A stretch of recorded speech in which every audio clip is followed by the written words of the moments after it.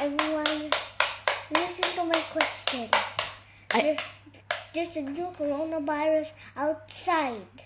Okay. I will ask you how you prevent coronavirus, the COVID-19.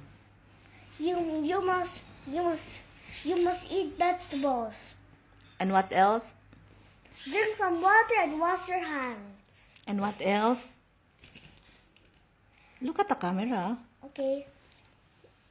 And you must also stay in a queen. Okay.